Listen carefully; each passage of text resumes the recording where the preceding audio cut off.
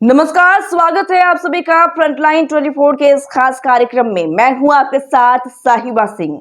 यूं तो कुछ भी सीखने और समझने के लिए कोई उम्र नहीं होती है, लेकिन एक व्यक्ति के जीवन में सीखने समझने का सबसे महत्वपूर्ण समय 10 वर्ष से 19 वर्ष की उम्र माना जाता है, जिसे किशोर अवस्था कहते हैं।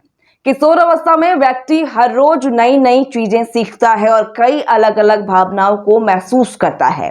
किशोर अवस्था संवेदनशील होती है। किशोर अवस्था उम्र का वह पड़ाव है जहां से जीवन के अनगिनत रास्ते निकलते हैं।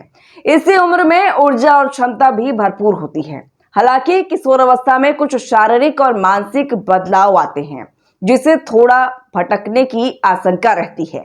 लेकिन इस उम्र का भटकाव भविष्य को अंधकार में डाल सकता है। तो चलिए हम इसी पे चर्चा करने के लिए हमारे साथ जुड़ रही हैं शिक्षिका बबीता सिंह, जिन्होंने पीएचडी भी किया है चाइल्ड साइकोलॉजी में। इसलिए हम उनसे जानना चाहेंगे कि किशोर अवस्था आखिर कैसा उम्र का पड़ाव है, किस उम्र में किशोर अवस्था की शुरुआत होती है और क्या क्या बदलाव होते हैं। तो चलिए हम इस पर चर्चा करते हैं, लेकिन इससे पहले स्वागत कर लेते हैं। बहुत बहुत स्वागत है बबीता जी हमारे स्टूडियो में आपका। शुक्रिया साहिबा आपका और फ्रंट लाइन 24 चैनल का। बबीता जी आगे ये समझना चाहेंगे कि किशोर अवस्था वो अवस्था है जब बच्चे ना तो काफी बड़े होते हैं, ना ही काफी छोटे होते हैं। तो उन्हें लगता है कि उन्हें खुद का डिसीजन उनका होना चाहिए, फ्री हैंड चाहते हैं वो। तो क्या इस अवस्था में कुछ गलत ना कर बैठे, इसको रोकने के लिए पेरेंट्स को बच्चों से बात करते रहनी चाहिए कि उनके दिन भर की दिनचर्या में क्या कुछ चल रहा है। क्या किशोरावस्था में जब तीव्र गति से मानसिक, शारीरिक, संवेगात्मक विकास होता है, इसी समय बच्चों के भविष्य की रूपरेखा तैयार होने लगती है। एक ओर जहां वह भविष्य के सपने साकार करने में जुड़ता है, वहीं दूसरी ओर विपरीत निर्णय के कारण गलत मार्ग भी चुन लेता है। उन्हें अक्सर अपने फैसले सही लगते हैं और अभिभावकों का निर्णय बाध्यता।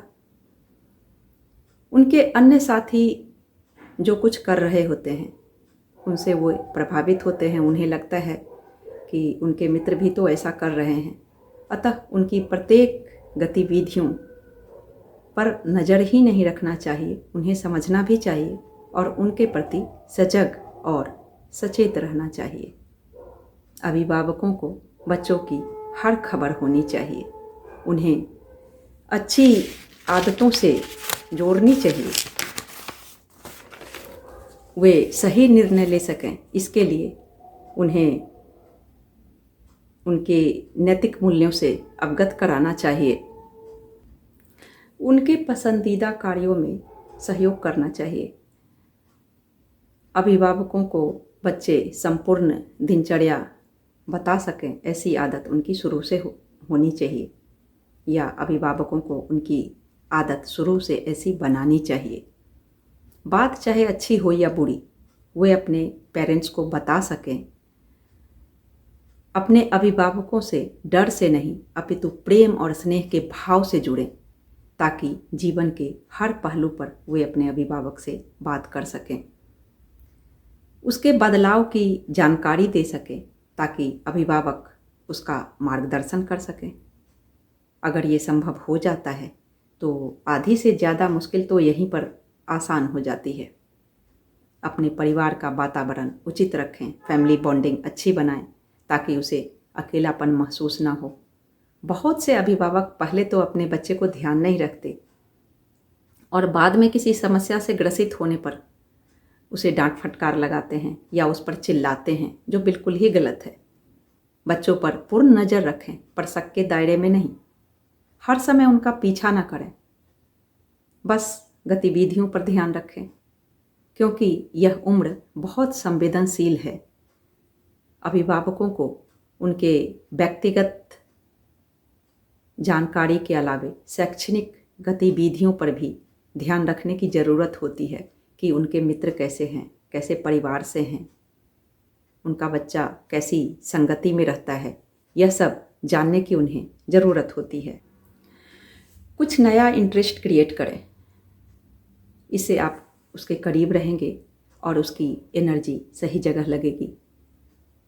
आप उससे हर दिन पूछिए कि आज का दिन कैसा था। कोई खास करीबी व्यक्ति जब यह पूछता है तो वहाँ उसकी आत्मीयता बढ़ती है, जो बच्चों से कनेक्ट करने में आपको मदद मिलेगी। रात सोने से पहले क्वालिटी आधा घंटा ज़रूर दीजिए।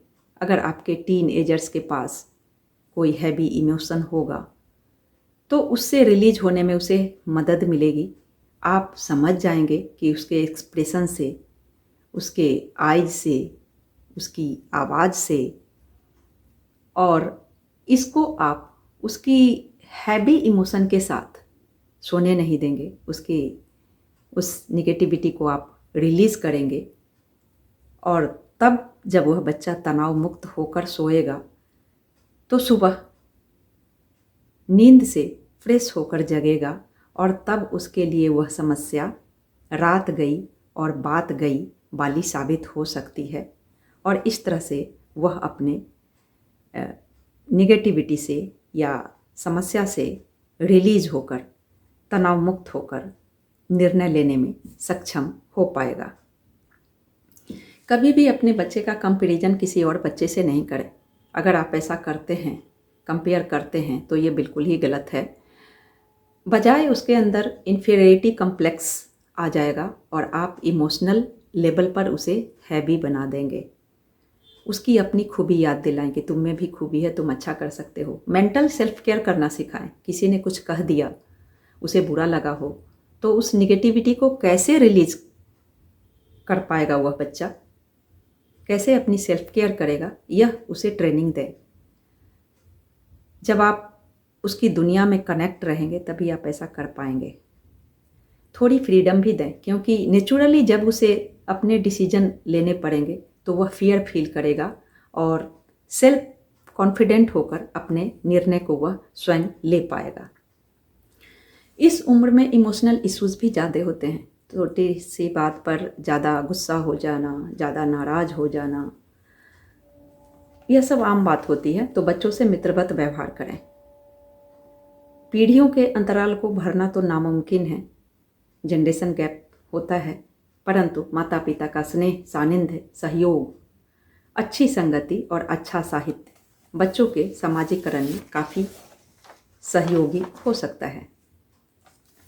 पेरेंट्स को चाहिए कि बच्चों से बातें करें, उसके स्कूल दोस्त के बारे में पूछें, फिजिकली भी कनेक्ट रहें। और अगर आपका बच्चा सोशल मीडिया पर है तो आप सोशल मीडिया पर भी उससे कनेक्ट रहें।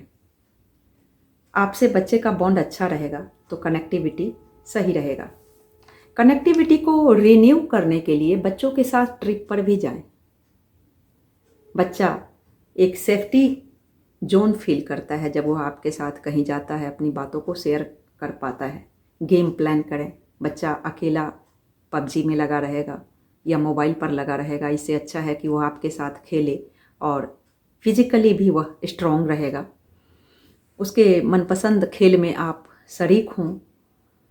मोबाइल पर गेम न खेलकर वह आपसे फिजिकली अटैच रहेगा। तो बहुत बहुत शुक्रिया बबीता जी, आप हमसे जुड़ी और आपने इस चर्चा पर प्रकाश डाला।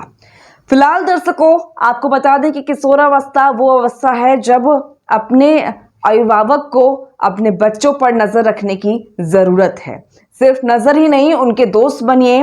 उनकी जो भी परेशानियां हैं, जो भी उनके अंदर बदलाव आ रहे हैं, शारीरिक बदलाव हो, मानसिक बदलाव हो, जो भी बदलाव आ रहे हो, उनसे डिस्कस करें। उनको बताएं कि आखिर ऐसा हो क्यों रहा है। उनके दोस्त बने, उनके करीबी बने, ताकि वो कोई भी गलत रास्ता ना चुन ले, कोई भी गलत रास्ता ना इख्तियार कर लें। इसलिए कोशिश करें, अभिभावकों की ये जिम्मेदारी है कि वो कोशिश करें कि अपने बच्चों के मित्र बने।